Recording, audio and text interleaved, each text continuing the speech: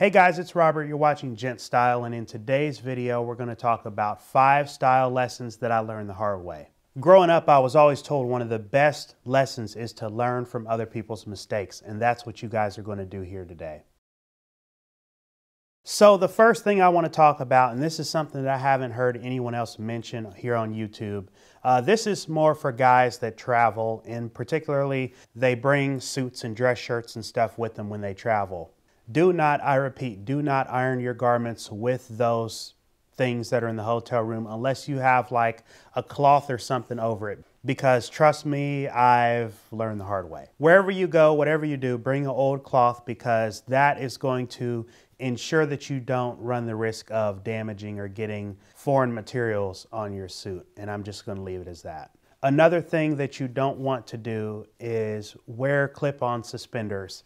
And the reason why is because I've actually got a pair of pants. Well, I had a pair of pants when I first started my menswear journey that I would wear clip-on suspenders in the same spot, and they punctured holes in the garment. So whatever you do when you're buying pants, or even if you're buying off the rack and you want to wear suspenders, make sure you get button suspenders. You take them to a tailor, have her add some buttons. You're going to be a lot well off, and the garment is going to last a lot longer than if you're clipping and pinching that fabric together. And another thing with those clip-on suspenders, they just don't look as good as a traditional button-on suspender. So make sure that you're wearing a button-on instead of a clip-on. It's going to be a lot more stylish, and it's going to be better for your garment. The third lesson that I learned the hard way is getting a garment a size up and tailoring down. You don't want to do that. You want to get the right size. You want to make sure that you're buying the proper size and then making minor adjustments instead of major adjustments. When I first got into menswear, I went to K&G Fashion. I got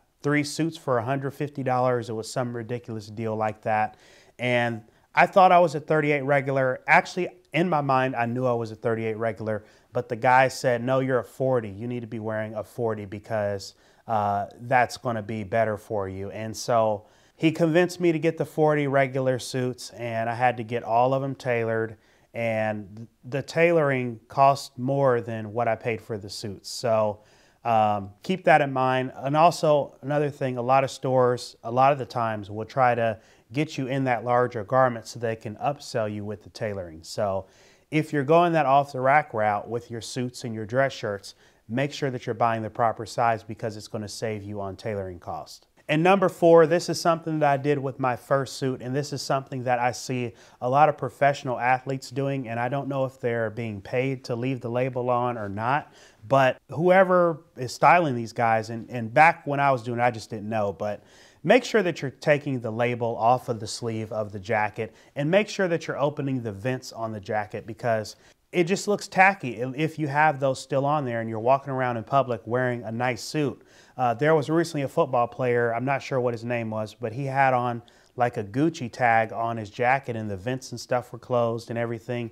He still had the stitch up there. And I'm like, are you going to return the suit when you're done with it? Like, he looked ridiculous. So make sure you're not making that mistake. Remove any labeling, any branding that's on the suit, and make sure to open the back vents, the pockets, open the little stitch that's on the lapel on the buttonhole. Just make sure you don't look like a clown when you leave the house. What really threw me off with that specific football player situation is he probably has a stylist that put him in that suit, and so it just throws me off. And then the 5th style lesson that I learned the hard way was waiting to the last minute to get a suit.